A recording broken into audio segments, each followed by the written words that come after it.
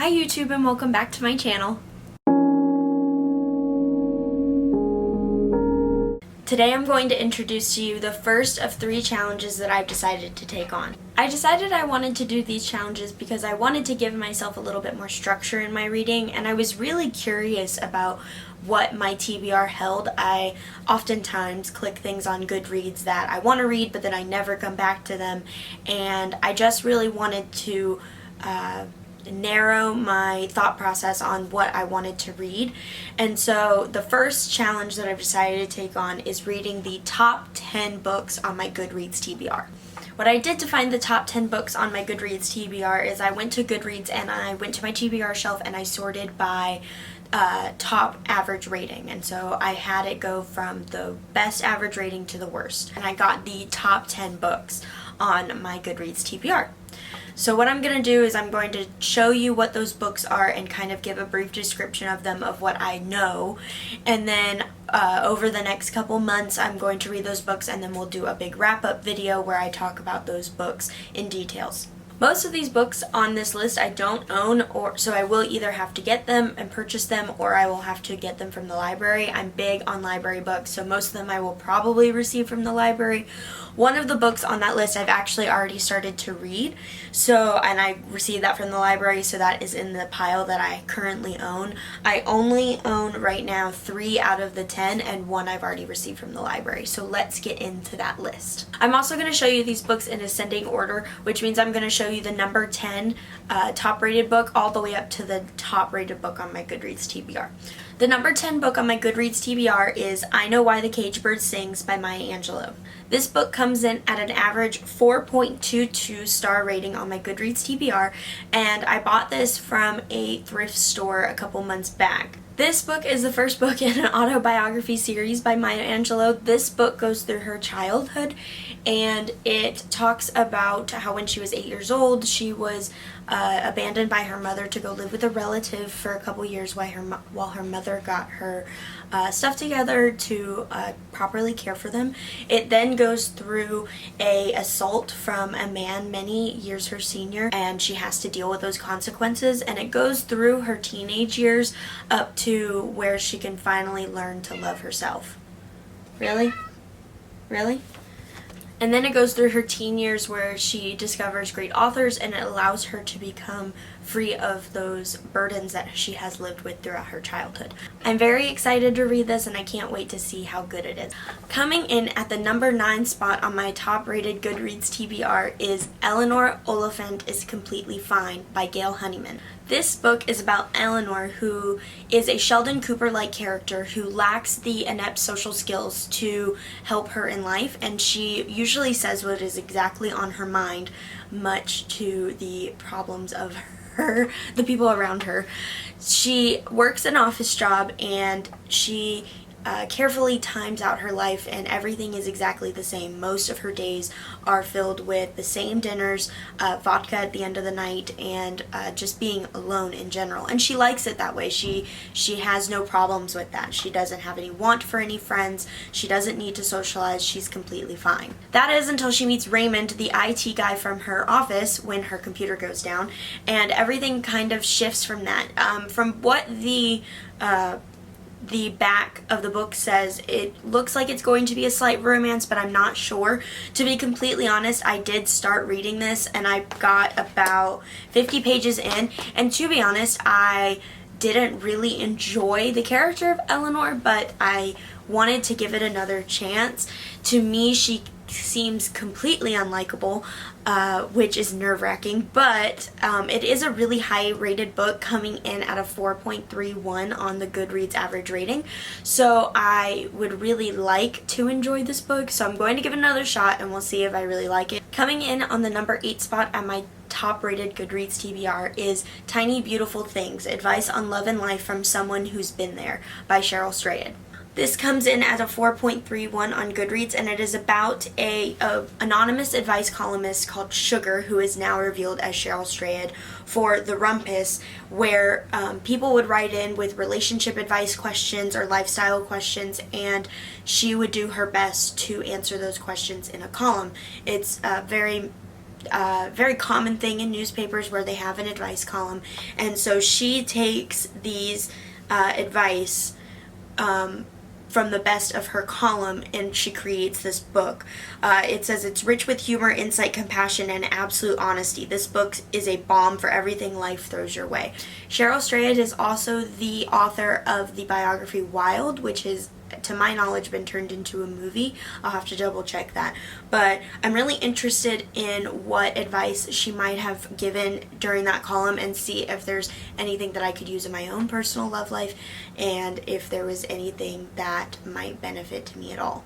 So I'm very excited about that book. Coming in at number 7 is With Fire on High by Elizabeth Acevedo. This is about a teen mom, Emily Santiago, who is a senior in high school with a little daughter, and she's very interested in cooking, and she knows that she doesn't really have time for the school's culinary classes, and she definitely doesn't have the money for the trip to Spain, but she's very interested in cooking, and she kind of uses that as her outlet. Her grandma is the one taking care of her daughter while she's at school, which she's very thankful for, but she feels really guilty that she can't take any more time away from her daughter than she already is going to school. This comes in at a 4.33 star on Goodreads, and I'm really excited. It definitely has a lot of hype on BookTube. A lot of people have read it and said that it is absolutely amazing. So I'm very excited. I love cooking stories. Actually, right now I'm in the middle of reading 3 non-fiction books about cooking, and so I'm very excited to get to this novel. The next book on the list is the number 6 book, and it is Aristotle and Dante Discover the Secrets of the Universe by Benjamin Alire Saenz. This is a coming-of-age tale. It is a young adult novel about Aristotle, or Ari, and Dante, 2 boys who meet during a summer at a swimming pool, and they instantly become best friends, and they spend every day of the summer together. It does kind of pass one summer, a school year, and it ends in the next summer. And both boys at the beginning of the book are 15, and they turn 16 in the book as well. So it is a true coming-of-age story. This book I am currently reading, as you can see. I got it from the library, and I can already tell you that I'm absolutely in love with it. It received all these awards, and for good mention. It is fantastic. It is funny. It is adorable. It is heartbreaking. It is everything that I could ever want it to be, and I understand completely why it has all the recognition it does. So I'm very excited to finish this book and to do a full wrap of it when it's completed. Coming in at the number 5 spot are The Magic Strings of Frankie Presto by Mitch Albom. This is the last Mitch Albom I have to read. I have read all of his books previous. My favorite one of these, and the one he's most known for, is The 5 People You Meet in Heaven or Tuesdays with Morrie. I've read both of them, and I think they're absolutely fantastic. His books always make me cry, which is why I think I've kind of put this one off, because I don't like to cry often, and so I always get a little nervous when I read a Mitch Albom, but I really adore all of his books, and he is becoming one of my favorite authors. This book specifically is about Frankie Presto, who was abandoned as a baby and raised by a music teacher. He is sent to America when he is a boy, and all he has is his guitar and 6 strings. This book is about the 6 lives he's changed with his music, as well as it goes through the 40s, the 50s, and the 60s while he is at his peak performance during his music career. So this goes through his life up until his death, and it is just about the lives that he has changed with his music. I'm really excited to finish all of Mitch Albom's books. Like I said, I really love Mitch Albom, and I like what he does with his stories, so I'm very excited to finish all of his books. Coming in at number 4 is Maybe You Should Talk to Someone, A Therapist, Her Therapist, and Our Lives Revealed by Lori Gottlieb. This book is about Lori herself and about how her world as a therapist, as well as one day a crisis occurs in her life where she is indeed in need of a therapist herself. This shows the inner chambers of her patients' lives, as well as her meetings with her own therapist, and how everyone should really need to talk to somebody. I was recommended this by Olive from A Book Olive on YouTube. I love her so much, and I take all of her recommendations very seriously. So when she really raved about this book, I put it on my TBR as well.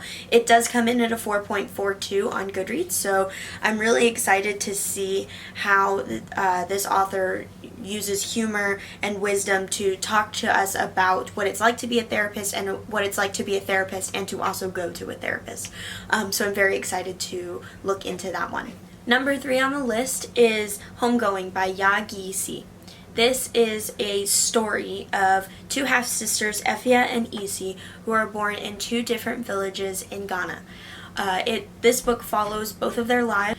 Effia being married to an Englishman and lives her life in a Cape Coast castle, and unbeknownst to her, her half-sister Isi is actually bought and sold in the slave trade, which brings her to America. And she's also held in that castle as well, and Effia has no idea. This book follows both of their descendants throughout time, and it follows Effia's descendants in Ghana through warfare and Isi's descendants in America through colonization. This book is said to be heartbreaking and humorous, but also tells a beautiful story of both of their lives and how it can be drastically different just by one thing happening, them both being born in different villages. I'm really excited to read this. It comes in at a 4.42 on Goodreads, so I'm very excited to get to this. Number 2 on the list is probably my most anticipated book, and I'm very excited to get to it as soon as possible. It is Hamilton, The Revolution by Lin-Manuel Miranda. If anybody knows me, they know that my love for Hamilton is immense. I have listened to the album, which is nearly 3 hours long, many times, and I have gotten my boyfriend into it as well. This book describes the process from A to Z of how the Hamilton musical was created by Lin-Manuel Miranda himself.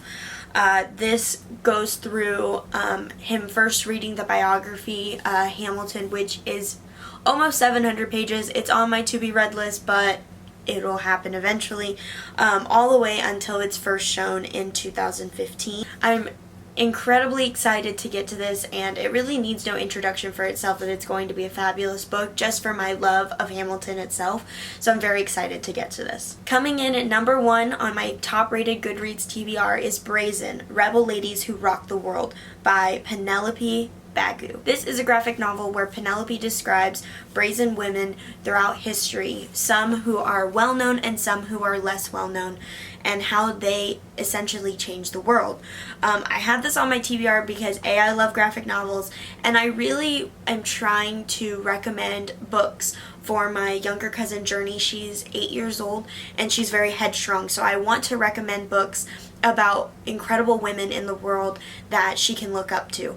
But I'm incredibly excited to read this and get to know these women. A lot of them I probably won't know, so I'm excited to learn. I love history, so I'm very excited to read this book and hopefully be able to recommend this to my small cousin. Okay, so that is all of the top rated books on my Goodreads TBR. So I'm very excited to get to this list, and so when I'm done with this, I will make a wrap-up video and tell you what my thoughts and see if they really hold up to the rating that they received. Thank you so much for watching. Make sure to subscribe and hit the like button down below.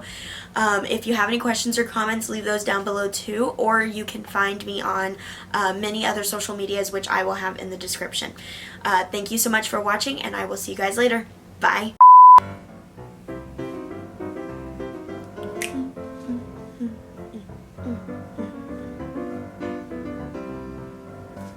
Yeah, you're gonna come here and you're gonna be mad at me. Come here. She doesn't like to be picked up, unlike Grinch.